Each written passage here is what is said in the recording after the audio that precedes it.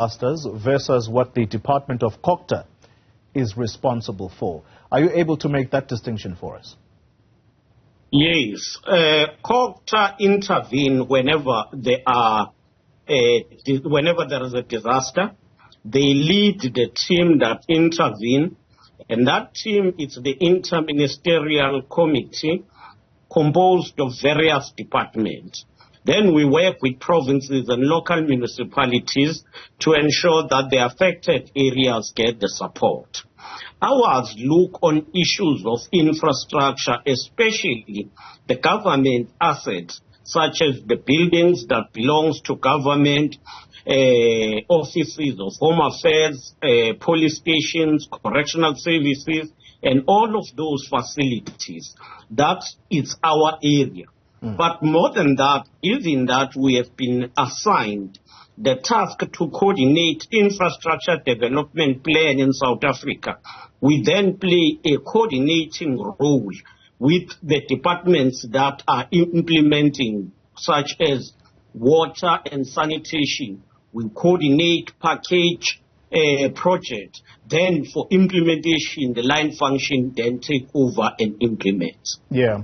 So whilst we're still on the subject of climate change or natural disasters that happen as a result of the weather conditions, when you talk about building back better, what does that mean in practice?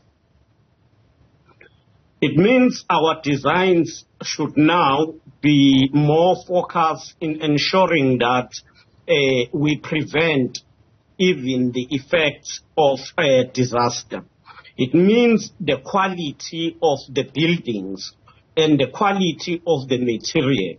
Hence, we are reviewing all these aspects I've referred to ensure that we are upping the standard so that we build better in a quality way, but the design must also be resilient, help us to be resilient.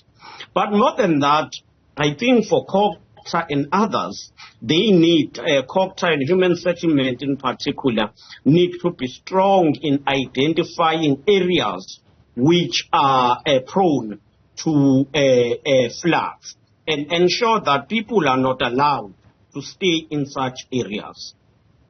Let's then talk about infrastructure. Infrastructure that's already in place and has been for years, but it is now facing collapse as a result of neglect in terms of maintaining it. And I'm going to make specific reference to an article that came out of News 24 just yesterday, and they are talking about the Johannesburg water infrastructure whose grid is at near collapse. And add to that, they simply do not have money to fix it. Is that your responsibility? It's not. It is our responsibility if it has been escalated to the Minister of Water and Sanitation. We will then work with the Minister to package the intervention. How do we rebuild that infrastructure that is dilapidated? The reason why the infrastructure get dilapidated, one, it's because it is aging, but two, it's a lack of maintenance. So where you will find that there is a bulk or a bigger project that needs to be implemented, we work with the department to ensure that we package those programs, then they implement. But where it is about maintenance, municipalities have to play their role because it is them who must ensure that the infrastructure maintenance is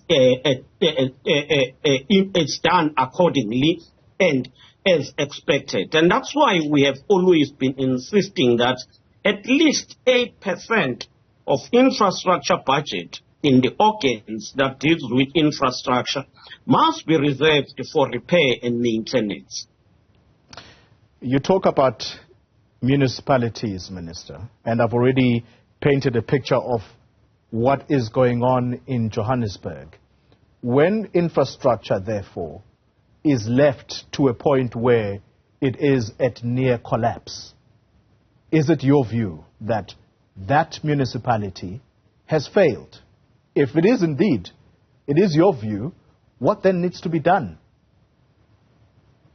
Well, it is true that because of number of reasons, municipalities fail to maintain infrastructure. What needs to be done is to ensure that we build a capacity in each and every municipality to maintain and repair infrastructure in time. But secondly, you will find that due to overcrowding, the infrastructure get overburdened. So we need to ensure that we improve the infrastructure system to cater for as many people as possible who are residing in those areas. When we talk neglect, I want to make use of this word, neglect, Minister.